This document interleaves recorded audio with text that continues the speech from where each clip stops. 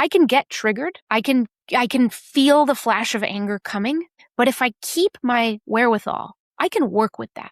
I can choose to work with it. I feel the anger coming, and instead of letting it seep into me and make me want to trick, play, manipulate, subjugate, shut down, lash out, I have other choices. Most conversations about connection tell you what to think.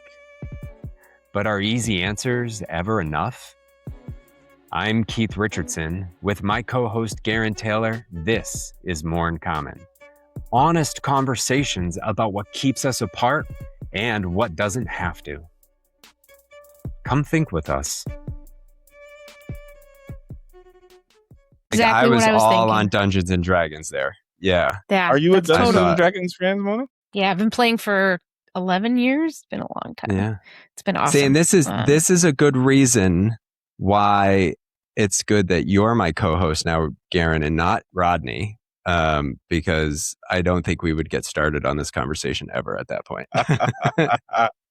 No, but I think that's a lovely skill set that translates to so many things. So we can sprinkle in on that later. Oh, yeah, no, there's a lot to say, a lot of crossover. And welcome everybody to the More in Common podcast. I'm Garen Taylor. That's Keith Richardson as always. And joining us this week, we have Mónica Guzmán, who's a journalist, the founder and CEO of Reclaim Curiosity, senior fellow at Braver Angels, and the author of I Never Thought of It That Way. She also is the daughter of Mexican immigrants who voted for Donald Trump twice, which we'll get into our conversation at some point. And her whole body of work has started from trying to stay real in a relationship with her own family. Mónica, welcome to the show. Hey, gracias. Thank you so much for having me on. I'm looking forward to it. It's nice to see you. And if I didn't tell you already, Mónica, Garen lives in TJ, so in Tijuana. TJ. Wait, what's TJ?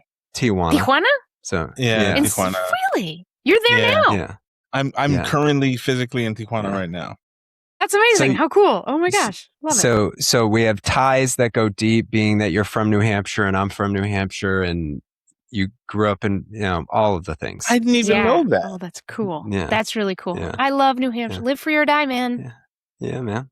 What a great slogan. It's all the independent spirit. And so where are you at? Where are you calling us from today? Seattle. And today it's super smoky. We've had some wildfires out east. Yeah. So the air quality is no bueno. And my mom, who's with us right now, was just like, you got to close all the windows. So before I joined you all, I was desperately running around because you can smell the particulates in the air. It's not great. And it's really bad, especially for our older community too. Yeah, more sensitive. You're more sensitive if you have some, conditions, or if you're older or very young. So we're gonna stay inside. Mm-hmm. We're gonna stay inside today. Yeah, we had that a few weeks ago here in Cleveland with the Canadian fires. Oh, it's just red outside. Yike! Yeah. Did you get a lot of the heat? I know there's been heat waves everywhere. Oh, has it been crazy? It hasn't been of late, but it definitely has been a hot summer. And then the fires. And it's just been a lot of inside during the summer. And, when you have two little kids, I want them outside. And they've been inside a lot.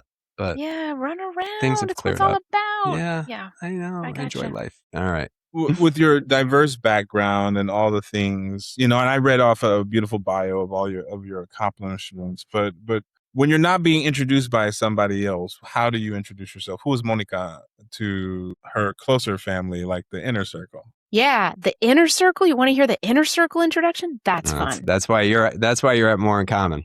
Well, that's so fun. All right. Well, I love to sing. I love music. I have my piano upstairs. Her name is Anya. I love it. And my dad and I have been playing a lot because they're in town, and so they're visiting. I love movies. I love great stories, narratives that get us to understand people and their motivations. A good story doesn't hold up unless you understand the character's motivations. It was a big way that I learned my own inroads into this idea of being curious, and curiosity that would inform my work was my parents took us to the movies every single week. Even if it was a bad movie, didn't matter. We would go. And it was great. So love movies, love music. I was a really shy kid, but when I realized how fascinating people were, that won out. And that ended up defeating my shyness and my fear of people. I was just too interested in them. And that happened a lot when I first became a journalist, right out of college. Actually, during college and journalism internships, I was scared to talk to people until I realized there's so much to learn from them. This is so cool. Right. So I'm also a writer. I love documenting things. The first writing that I did that was kind of crazy and robust was actually like second or third grade. I would hand in my finished test, whatever the thing was, on loose leaf paper. I would hand it into the front of the room and I'd grab another piece of paper and I'd sit down at my desk and I'd start documenting everything that students around me were doing. Like somebody uncrossed their legs, somebody got up to get a tissue, somebody sneezed. And I would just have these little records. Wow, what is Monica writing about me right now? Right. Yeah. No, like definitely, that has matured a bit, of course. But these days, I think some of those threads, yeah, there you go. Some of those threads have definitely, come together. When I first started out as a journalist, I was so fascinated by people that I often skipped steps. I skipped asking clarifying questions. I would get them wrong, and it was really easy to do that. And I would face the consequences of discovering how much hurt I would cause someone because I told their story irresponsibly. So that just gave me this deep sense that it's really easy to get other people wrong, that we're bottomless mysteries, and it's so easy to assume things that aren't true. So yeah, and then what I'm known for now and that I'm obsessed with is trying to help people stay curious when it's hard. Stay curious across deep divisions that are very challenging, that might trigger a sense of threat, chiefly political divisions, which exist in my family. So again, my parents are in town. We got lots to talk about. Yeah. And that led me to write the book. I never thought of it that way. Led me to eventually start the podcast because there are so many tools to help people with this. And I want to bring them closer. I want to make them more accessible. And I want to get better at them myself. The one thing I wanted to say too about hearing that story is now everybody has so many choices when it comes to movies. There's Netflix and Hulu, and if you don't like something, you can turn it off. But back in the day, that was it. Like you're at that. You rented one movie or two movies from Blockbuster, and that was it, Jack. Like you had to deal with it if it was bad, if it was good. And by the way, that was a big place where we practiced a disagreement. Was at Blockbuster. So the four of us being like, I want to watch this. No, I want to watch that. I want to watch this, and it's an hour before we figure out what video we're renting. It's ridiculous. And it's not, and you go to the wall where all of the movies are because it's the new release, and then you have to walk up and find all of them, and I miss a Blockbuster. It was my second job in high school, was a Blockbuster. Wait, really? Yeah. Oh my gosh. And we used to get, and the reason I did it was because we had, my best friend at the time worked there, and I was working at Pizza Hut, and he got 5 free movies a week to rent. That's a lot. So I was like, well, that's a lot. I think I'm gonna go do that. Just for the 5 free movies. 5 a week. So I have to tell you, here's another connection. Yeah. My first job was at a movie theater. The Regal Hoyt's Newington 12 at the time in Newington, New Hampshire. Multiplex, 12 screens. And Thursday nights, really late, when all the movies had finished, like after midnight, the projectionist had to try out the new reels of actual physical film for the movies that were opening on Friday. So us employees got to bring our friends for an all-night movie showcase, and we would watch those test screenings before anybody else could come in. That's awesome. Incredible. I would have done that if I knew that was an option. And also core memory though. Clearly, it was great. I was a cheap employee. It didn't take much to get me to. But see, you got free movies to take home, but our manager ended up canceling that practice of letting employees bring friends because we caused a ruckus. So someone's got to clean up after that late night movie session. Before I ask a question that I've been burning to ask you, what's your favorite bad movie? Bad movie. Ooh, Pearl Harbor. Do you remember? I don't know if you ever saw. That was like early 2000s or late 90s. Man, I think it was even. Kind of want to look it up. I think it was 2000. Yeah. It was a Michael Bay, one of those big blockbusters, and it was the first time that I recognized like formulaic blah. Just the system, everything that you see. It's like watching rom-coms. My wife and I like watching rom-coms together, and it's like, here comes the conflict. Exactly. That's how they're dressing Exactly. it up. Okay, so let's get to the reconciliation because I just don't want to. I want to get through this. I want to see the happy ending, and Yeah, it just became so predictable. And I enjoyed it because I wrote a really a negative review of it. I think was that for anyway, I had a movie review website, believe it or not, that my dad, who's a software engineer, helped me create in the late 90s. Yeah. So I wrote a deliciously bad review of Pearl Harbor with Ben Affleck, Josh Hartnett, and Kate Beckinsale. Mm-hmm. And I just skewered that thing and it was a lot of fun. It's great. Does that still exist in the world? I so wish I could. Isn't that sad? No, it doesn't. Like many moons ago, we had to just be like... So things can be deleted from the internet, is what you're telling me. Oh, yes, they can. Many. It's hard though, but it is possible. Yeah, you can be forgotten if you were a teenage movie reviewer in the 90s. Yeah. So I am very curious. Having read your book, you talk about something. You talk about it anecdotally, but I'm curious about it. How much you've thought about how it's informed you, and that's the Sobremesa. Like this idea that reconciled dialogue is possible.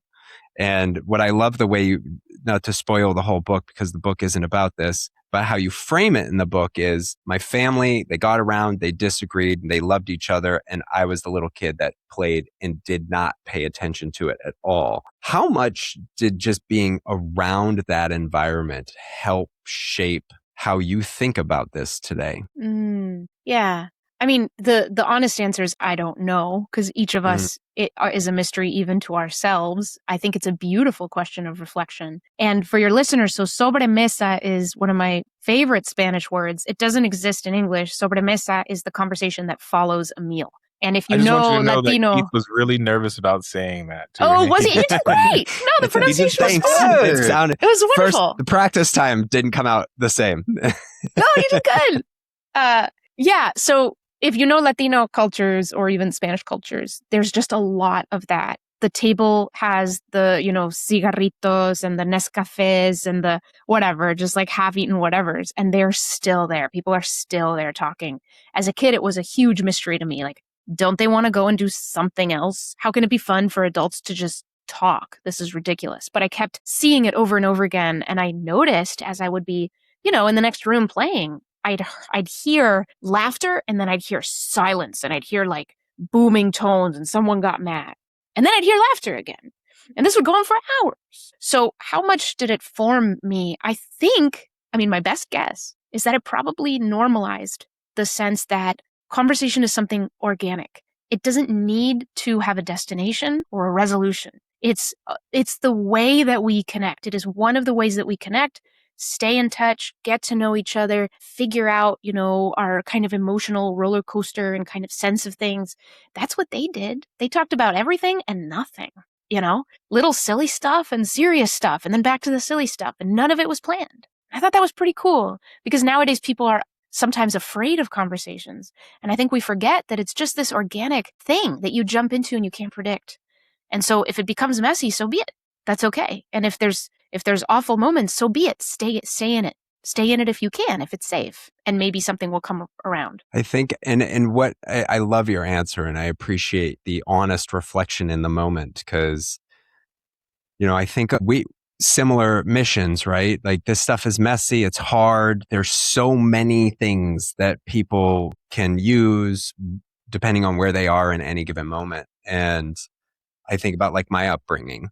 And, how long have we been saying in American culture in particular, you don't talk about two things at the dinner table, politics and religion. Religion, exactly. Right? So, and I think about the difficulty that we put so much effort, practice, and attention into this. And I know for me, it is an intentional effort. You talk about that with curiosity and other things. We'll get there. But like that formative element, that gift that you were given to see that that's possible without it being resolved, I think is something that I wish I had more of because it would make it a lot easier as an adult. And I'm curious, like, do you do it with your kids? Do you still carry the tradition of the Sobremesa? Yeah, we do it a lot, Excuse me. actually, now that I think about it. And I hadn't thought about how it spread to the next generation. We're a pretty social family. So a lot of evenings, even with my parents in town, people just show up, knock on my door. We invite, neighbors who've become really close friends. The other day, we hosted a concert for my dad's songs, just like an informal thing. People came over. I don't know. We throw brunches. We do all kinds of stuff. So I really, really enjoy how people naturally come together. All of a sudden, somebody will just sit and then someone will sit with them and then someone else will sit with them. And after a while, you hear that it's become like a really great conversation and people go join. My 14-year-old son loves great conversations. So he'll sit in with the adults and, contribute a lot. And my daughter has had, I think, a harder time understanding the really intricate science of when to speak and when you're not interrupting someone else and how to change the subject delicately and tactfully. So we get to watch all that happen live, which is really fun. I think and my husband and I are very similar. We're both people. So we really just get energy from people being around us in person. So I suppose just, automatically, my hope is that they're absorbing some of those fluid human dynamics and can take some solace in the fact that they're natural. It's a dance, right? And you're never good at dancing unless you practice. You're going to step on somebody's feet. You know what I mean? Yeah. You're going to be going the wrong way. You got to practice dancing. And another thing that I really connected to is the culture, because part of how I learned Spanish was the family across the street growing up. The mom was from Michoacán, and she always told me, siempre hay tortillas y frijoles en esta casa para ti. And that was how I got into my own table, so to speak, right? And was able to be a part of that family and that culture. And it is interesting now, even in Mexico, I experience like going out with friends, going out to eat. Like, you don't get a check unless you ask for it. Like you can pretty much stay there until they close, unless they're super busy, you know what I mean? But for the most part, especially in a mom and pop place, it's almost rude to bring you your check unless you specifically say, okay, I'm ready to go now. That's right. That's part of the value is you have space and you can let go of time and just be together, which is really powerful to me. Can you translate what you said, please? Oh, sorry. There's always tortillas and beans in the house for you, because in a lot of Mexican cultures, you're right there. There's always a pot of beans going, right? Yeah. And then so Yeah. No, it's beautiful. It's a really cool thing. I don't know if you all watch, contemporary movies, but I just saw the Odyssey, and there's a whole repeating. Yeah, there's a repeating theme in there about Zeus's law, which is about hospitality. The stranger comes to your home, you invite them in, you give them what you have. And it's beautiful. And one of the themes of the movie is that when that principle gets violated, all of society deforms. When people stop welcoming each other and bringing each other in and forming foundations of trust, everything breaks. And it's, I think that was one of chilling. My favorite parts is that sub element of Odysseus really expressing regret about ruining that forever. Like the Pandora's box sense of it, like the world, we did that and now we can't really go back. Exactly. Isn't that amazing? So coming back to Keith's question, conversation is formative. It really is. And the welcoming environment where people can just be themselves is formative. And the more walls we put up against each other, we start to deform the society we want. Yeah. And so you had this big collision. I have to get this in because I know Keith has another question, but I wanted to ask. I know I'm heading in the same direction you are. Synergy. Probably. It's good. Yeah. But you got your family in town right now. Mom and dad are in town right now. We mentioned kind of at the top that they were or still are Trump supporters, and that can cause friction or has caused some friction. It's where your journalism and your family life kind of really collided. As you retell that story about going through that experience from the beginning, is there anything about it that surprises you now, still to this day, about those conversations? The conversations with them over time? Yeah. One thing that's really cool is the practice in having the really intense political conversations, which kicked off in earnest in 2015 with that campaign for president. I remember having them far less skillfully then than we have now. And even then, we were having them in a way that we could continue to have them. So nothing broke in a fatal way, right? But especially with my dad, when I remember the conversations we would have then and the conversations we're having now, it's like, oh, wow, we've learned. Like, he's learned, I've learned. And one of the things that I've observed, and they and I have talked about this, is that there's there's a phenomenal amount of respect that is demonstrated when people who disagree know each other well enough to know each other's buttons, but choose not to push them. That takes restraint. That's really hard. And I still feel the temptation to push a button just to try to get my way, which in a way comes back to Odysseus. Like, if I can just trick him, I'll win. Yeah, but you'll deform something in the relationship. You'll break the trust. You don't want that, you know? So, yeah, we're all a society. Like, 2 people is all it takes. That's like the amen for the congregation moment for me, because I love that take. I totally believe in that. And we had this in an episode earlier where Keith and I were, in our discussions on this show about you can have that fight with your partner or your close friend, but at what cost? You can be right, but at what cost? Like, is it really worth what you're losing in order to walk away from that feeling right? Exactly. Right, exactly. And did you really win, or did you coerce someone into twisting themselves in knots for just this moment, but then they're going to hold a resentment, and then who knows what's going to happen next? Yeah. And it goes into this whole episode 1 for us is really, how do we get everybody to know Monica a little bit more?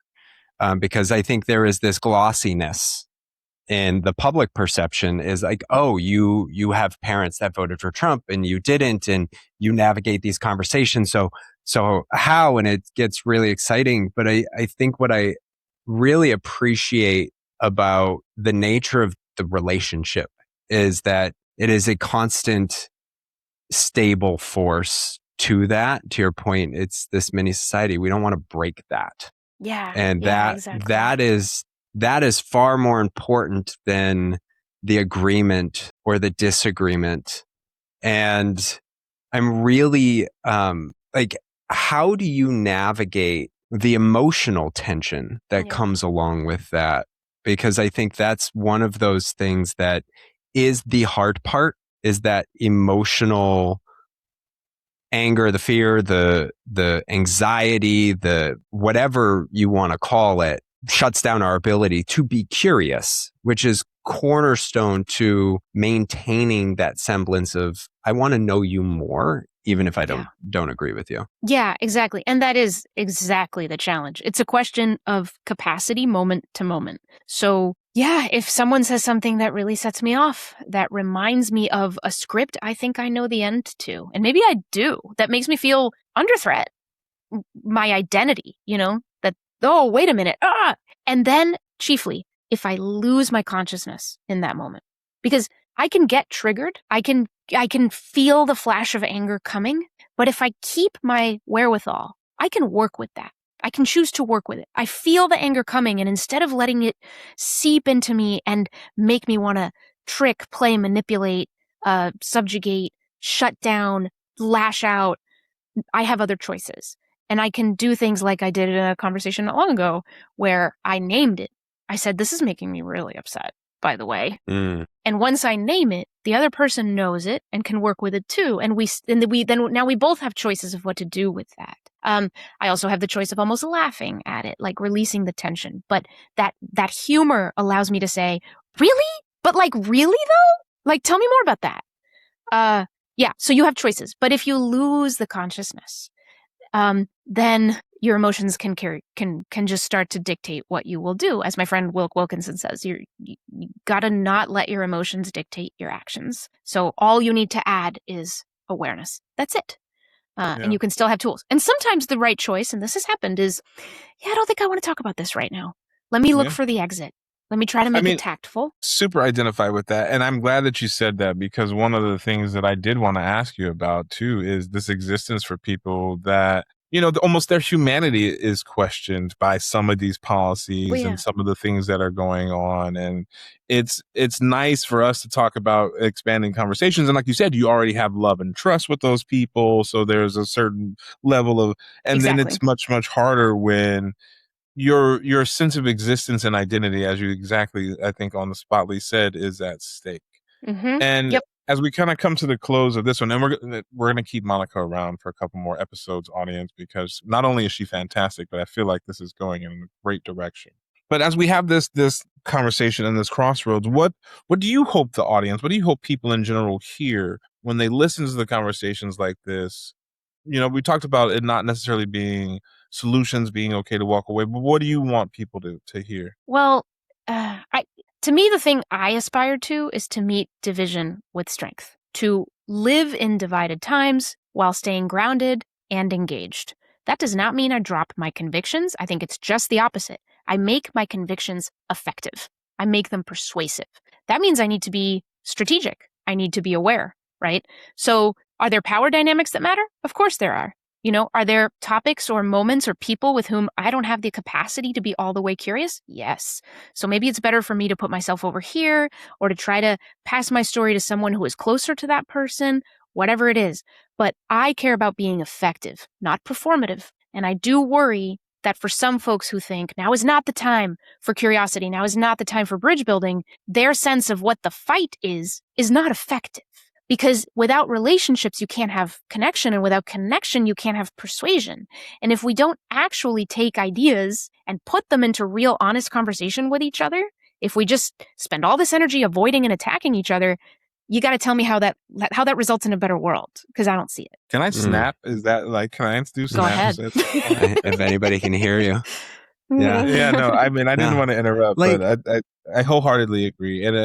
And then you'll see this too now internally on the Democratic Party side as the DSA type folks start taking a larger role. And there are centrist Democrats who don't want that, and leftist Democrats who don't want to be associated with it. I'm like, none of that's helping anybody. Right? It's a lot of avoidance. And it's avoidance that calls itself brave. That's what really bothers me. That you're pushing people away and you're calling it brave. Okay, but what is the impact? What is the result you're driving at? Because if it's just to deepen trenches and guarantee that once the other side gets into power, they're going to undo everything you've done out of resentment. I don't, again, we have to find something more sustainable. It's just a perpetual political gang war. You did it to me, so I'm going to do it to you, and vice, and boom, boom, boom. Here we are. Just I don't want to see Mitch McConnell on a bandana. I'm good on that. That's okay.